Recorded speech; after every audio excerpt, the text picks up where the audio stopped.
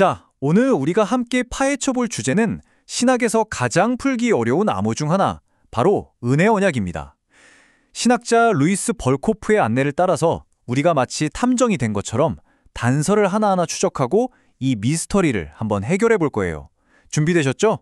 그럼 바로 수사를 시작해 보겠습니다. 이 모든 논쟁의 핵심, 그 중심에는 딱 하나의 질문이 자리 잡고 있습니다. 하나님의 언약이라는 게 과연 하나님과 인간이 동등한 입장에서 맺는 쌍방 계약일까요? 아니면 하나님이 모든 걸 일방적으로 결정하고 선포하는 뭐랄까 유언 같은 걸까요? 이 질문에 어떻게 답하느냐에 따라 모든 게 달라집니다. 자, 모든 수사의 기본은 뭐죠? 바로 현장입니다.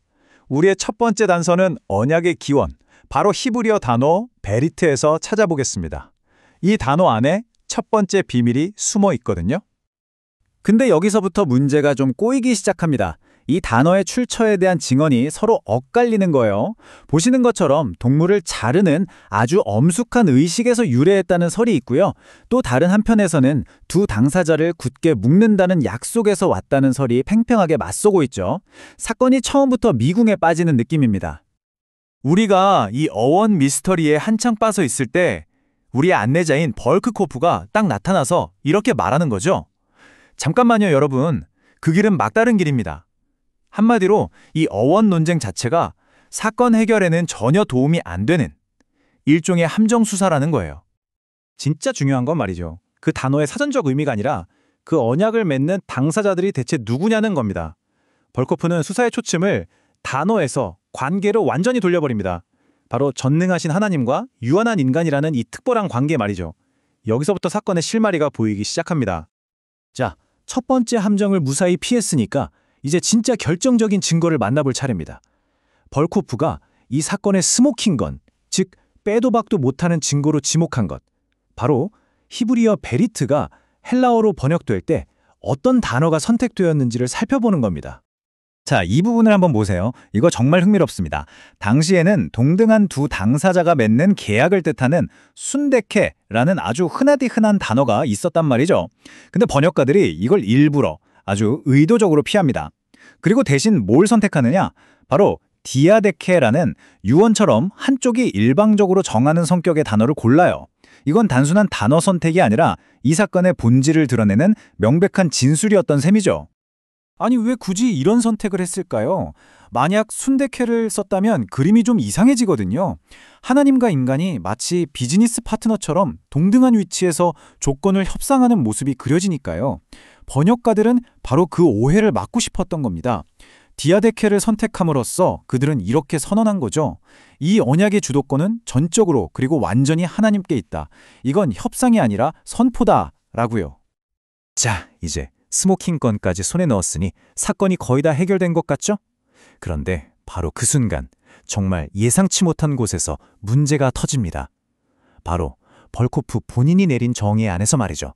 아주 흥미로운 내부 모순이 발견되거든요. 이게 바로 벌코프가 내린 공식적인 정의인데 어때요? 뭔가 좀 이상하지 않으세요? 방금 전까지 우리가 확인했던 그 강력한 일방성과는 뭔가 분위기가 확 다르죠. 협정, 서로 약속한다. 이런 단어들은 분명히 양쪽의 관계를 암시하고 있잖아요. 이건 우리가 찾은 증거, 디아데케와 정면으로 부딪히는 것처럼 보입니다. 바로 이 모순이야말로 우리가 풀어야 할 암호의 가장 깊은 곳입니다. 자, 그럼 첫 번째 모순입니다. 아니, 언약이라는 게 하나님 혼자서 모든 걸 시작하고 결정하는 일방적인 거라면 어떻게 이게 동시에 두 당사자가 서로 합의하는 쌍방적인 협정이 될 수가 있는 걸까요? 일방적인 동시에 쌍방적이라니 말이 안 되는 것 같잖아요? 그리고 여기서 끝이 아닙니다. 두 번째 모순이 바로 따라붙죠.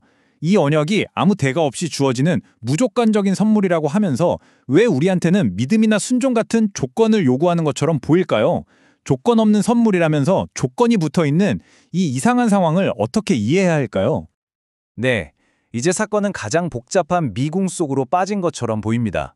하지만 여러분, 모든 미스터리가 그렇듯 가장 어두운 곳에 해답의 열쇠가 숨어있는 법이죠. 벌코프가 이 엄청난 모순을 풀어내는 방식, 정말 기가 막힙니다. 자, 이제 그 암호를 풀어볼 시간입니다. 바로 이겁니다. 벌코프가 우리에게 던져주는 마스터키는 바로 조건이라는 단어를 두 가지로 나눠서 생각해야 한다는 거예요. 첫째, 내가 뭔가를 잘해서 보상을 벌어들이는 조건. 이걸 공로적 조건이라고 해보죠. 둘째, 이미 공짜로 주어진 선물을 단지 받기 위한 도구가 되는 조건. 이건 수단적 조건이라고 부를 수 있겠네요. 벌코프의 결정적인 주장은 이겁니다. 은혜 언약에는 우리가 뭔가를 해서 구원을 따내는 공로적 조건은 단 하나도 없다.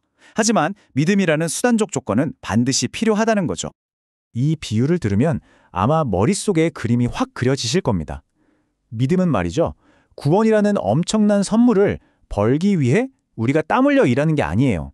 그게 아니라 이미 우리에게 공짜로 주어진 그 선물을 그냥 받기 위해 내미는 손과 같다는 거죠.